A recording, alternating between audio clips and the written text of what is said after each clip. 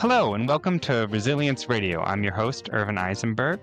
As usual, the opinions on this show are not necessarily reflected by me or Resilience Occupational Therapy, and I like to just showcase a wide variety of perspectives from different people. Additionally, none of this is meant to be medically prescriptive or diagnostic in any way. As those of you who are on video can see, I have a guest here today, Tara, who is the owner and founder of The Sanctuary in Northfield, which I also would like to just point out that I've just opened up practice there and will be extending practice there. So I'm excited for this space. So some of my inherent biases towards the space and everything right now. But great to have you on. Great. Thanks for having me. So you're a mental health counselor, among other things. Tell me a little bit about your history. So currently I'm an integrative mental health counselor where I really bring in a lot of varied modalities in working with different people and specifically looking at the whole person. So the whole aspect is the physical, the mental, the spiritual,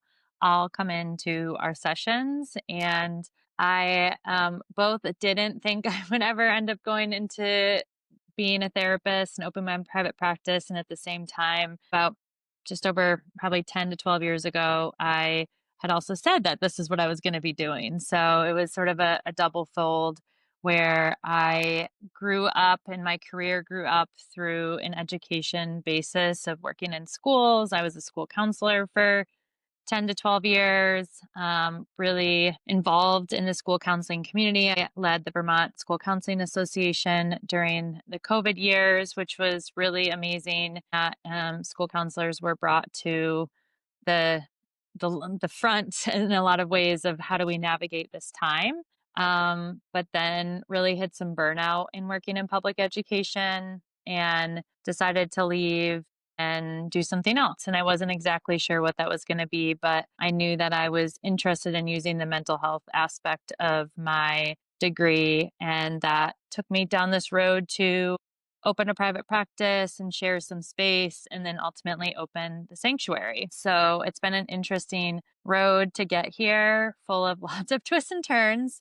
But through and through, I'm a huge advocate for mental well-being and really like holistic well-being of like really looking at the whole person and not band-aiding a lot of things of like looking at root causes. And so through everything I do, I really take a lens of like, is each aspect of the human experience being brought to the surface here, which is, what we do at the sanctuary a bit too, instead of just being one, we're not just a place where you can get mental health support. We're also all these other things. So yeah, it's been an interesting road, but psychology is definitely the strong suit. I studied it in undergrad, and I also received a health promotion in kinesiology in my undergrad, which again makes a lot of sense now, being like, oh yeah, because I was really curious about the body through all of it. And then became a yoga teacher, and I actually became a movement instructor before a yoga teacher. So I became a movement instructor in 2018. And then started my 200-hour yoga teacher training in 2020. And now I'm working on my 300-hour yoga teacher training. So body-based practices is also a really important part of my journey. Yeah. What did your movement instruction look like, the training Well, prior to the yoga? I actually did a training called BUTI, which is BUTI. And the meaning of BUTI is finding the cure within. And it's a somatic movement practice. So it integrates yoga asanas, so some yoga poses, tribal dance, primal movement, a lot more of like the HIIT aspects where we're doing some high intense short bursts of energy to bass pumping music. So it's a very fire practice, but it really allowed me to connect deeply to my heart and to connect deeply to my body, which was something that was new to me at that time. So that allowed me, and at that time it was called Booty Yoga. Since then, the practice has dropped the word yoga, which I really appreciate because it's not specifically from a yoga lineage. It incorporates aspects of it. So I'm really grateful that they now are under more of a movement practice. But that was my way in, and that led me to becoming a yoga instructor and starting my teacher training actually during COVID, which was really amazing and led to the idea behind some of the business projects that I've since developed and began all came through that timeline. So it was a really, really special time for me, which was Great. So you've got a mental health practice, which is sort of sounds like the core of what you do, and then you've got the space and the movement practice that's all connected. What kind of clients do you see? What's your mental health practice look like? Yeah, when I started, I didn't really have a specific clientele. I was really being called to work with women. And so that naturally happened just by the clientele that was coming to me. And how it's really developed is I mostly work with middle-aged women. I work with some folks who are younger and or non-binary or gender non-conforming, but mostly I work with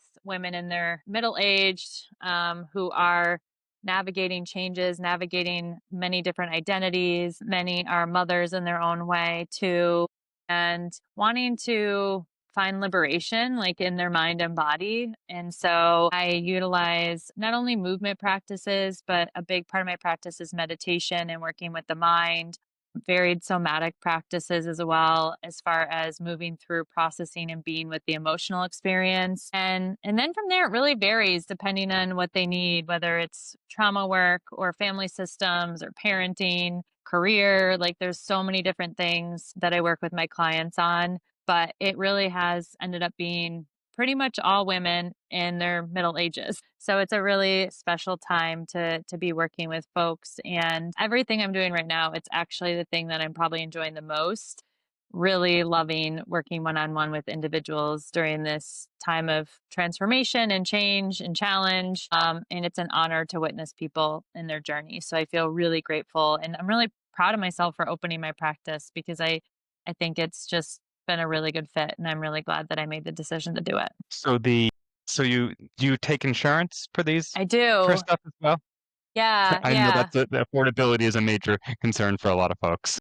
Yeah, that was actually when I was contemplating and I was going back and forth about going into private practice. I was like, oh, I don't want to deal with insurance. Like, there's a lot of hard parts to it. And a sweet friend of mine who's also a therapist and a body worker was like, and that's why I take insurance, is because that's how I make it accessible, because most people in the state of Vermont do have insurance. And so that's where I looked at it being the way that I can make it affordable for folks. And then I also offer a sliding scale for folks who want to pay out of pocket. And I have a couple clients that also access that too, who don't have insurance right now, or don't, or have an insurance I don't take, or different things like that. So yeah, so I'm really grateful. And it's actually been a lot easier to navigate than I thought. There's some, complications coming up, but I'm pre-licensed as well. So I'm currently working under a supervisor.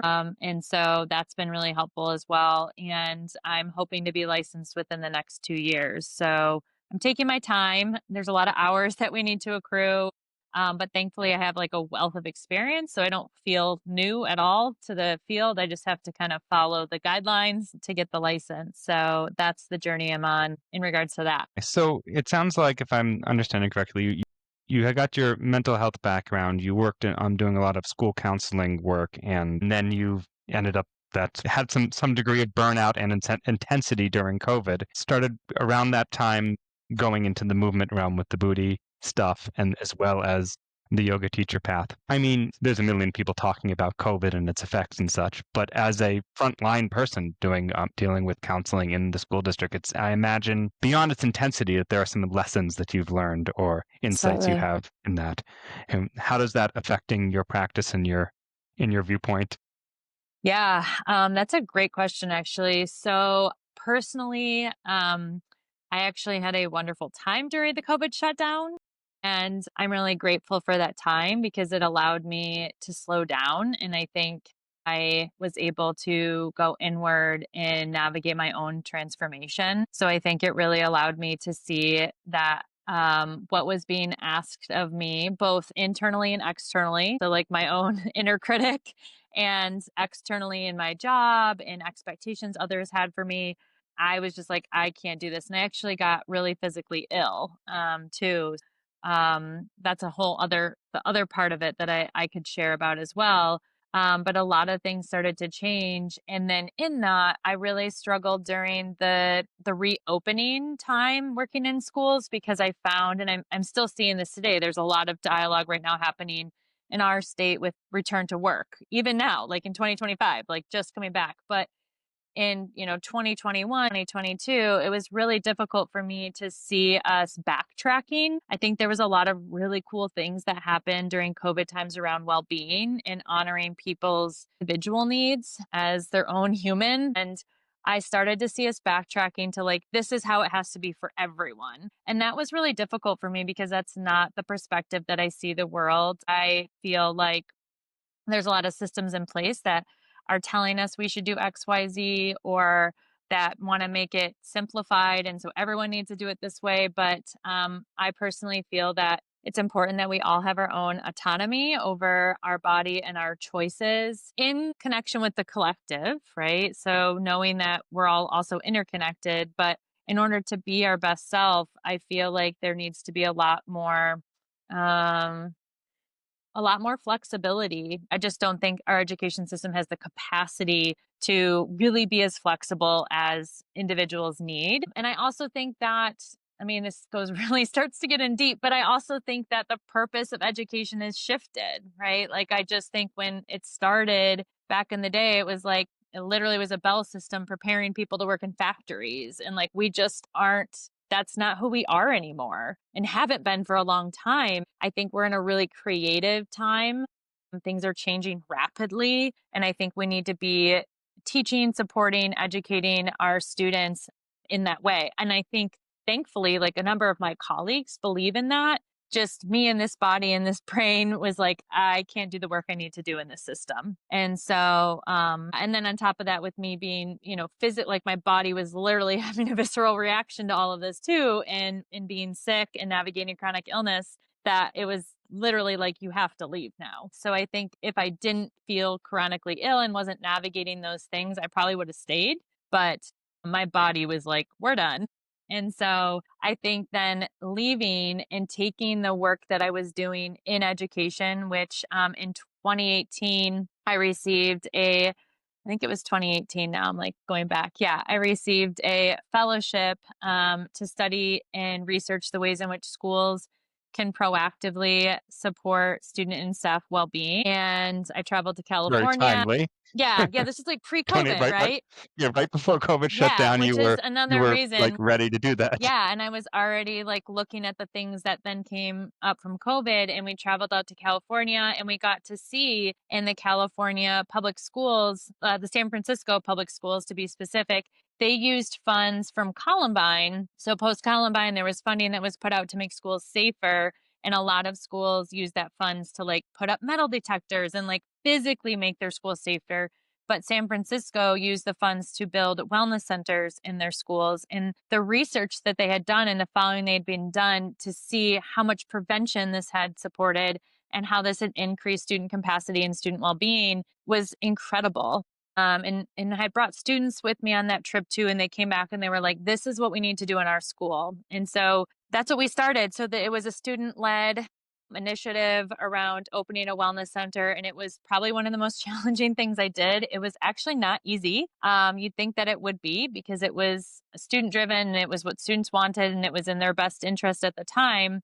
But it was really difficult. We were just about ready to finally open in 2020, right before COVID. Well, actually, in December 2019, we were going to open, and then we got shut down, and then there's a lot of challenges in opening it, and there was a lot of personal challenges that came for me out of the work I had done and decisions that were made about the center and about the positions related to the center that were not in my control, that were really difficult for me personally. And I continued to work really hard on the project, and thankfully the people involved shared the vision and they were looking to me and the students for the vision. And I believe it's still open today, which is great. But I ultimately needed to walk away because it was difficult for me to, there was just a lot of different emotions and growth connected to that and hard work. And I was like, we literally did this and now it's post COVID. Like this is everything. And so, yeah, so there was a lot of grief that I moved through in walking away from that and walking away from school. I still am a licensed educator. I'm licensed as a school counselor and a health educator, but